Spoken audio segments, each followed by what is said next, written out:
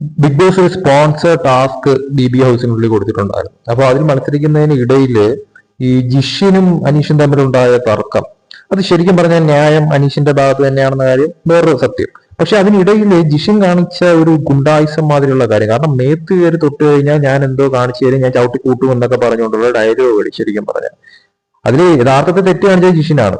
കാരണം ആദ്യം അവിടെ പോയി നിന്നത്, അതായത് ഓരോ പിക്ചറിന്റെയും പുറത്ത് കയറി നിൽക്കുക എന്നുള്ളതാണ്. അതിൽ ആദ്യം ഓടി എത്തിയത് അനീഷാണ്. ആ അനീഷിനെ തള്ളിയിട്ടുകൊണ്ടാണ് ജിഷിൻ ആ പൊസിഷനിൽ കയറി നിന്നത് തന്നെ. അപ്പൊ അവിടെ ആദ്യം തെറ്റ് ചെയ്തത് ജിഷിനാണ്, തള്ളിയിട്ടതും ജിഷിനാണ്.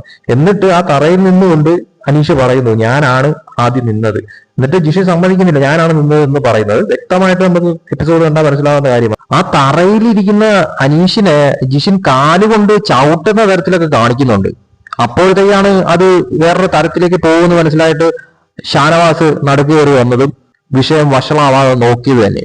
യഥാർത്ഥത്തിൽ ജിഷിന്റെ ഭാഗത്തു നിന്ന് അവിടെ തെറ്റ് സംഭവിച്ചിട്ടുണ്ട് എന്നുള്ളത് 100% ശരിയാണ്. എന്നിട്ട് തട്ടിക്കയറാൻ നോക്കുന്ന അനീഷാണ്. അനീഷിന്റെ മേത്ത് തൊട്ട് കഴിഞ്ഞാൽ അവിടെ മേത്ത് തൊട്ടത് യഥാർത്ഥം പറഞ്ഞു കഴിഞ്ഞാൽ ജിഷിനാണെന്ന കാര്യത്തിൽ സംശയമില്ല. ഫെയറായിട്ട് തന്നെയാണ് ഷാനവാസ് തീരുമാനം എടുത്തത്, ജിഷിനാണ് ഔട്ട് എന്നുള്ള കാര്യത്തിൽ. അതിന്റെ ചൊറുക്ക് പിന്നും കയറി വന്നിട്ട് മേത്ത് തൊട്ട് കഴിഞ്ഞാൽ ഞാൻ നിന്നെ എന്തോ വളർത്തിക്കളയും എന്ന് പറഞ്ഞുകൊണ്ട് ജിഷിൻ പിന്നെ അങ്ങ് തുടങ്ങി.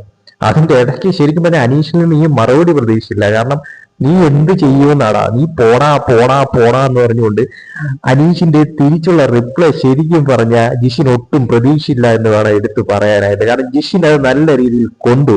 പിന്നെ ഒന്നും ചെയ്യാൻ പറ്റത്തില്ല, അത് വേറൊരു സത്യം. കാരണം അത് ചെയ്ത് കളയും ഇത് ചെയ്ത് കളയും എന്നൊക്കെ പറയാനല്ല, ഇതിന്റെ അകത്ത് അങ്ങനെ ചെയ്തു കഴിഞ്ഞാൽ ഒറ്റയടി ജിഷിനെ എടുത്ത് വെളിയിൽ കളയുമെന്നല്ലാതെ വേറെ ഒന്നും സംഭവിക്കാനായിട്ട് പോകുന്നില്ല.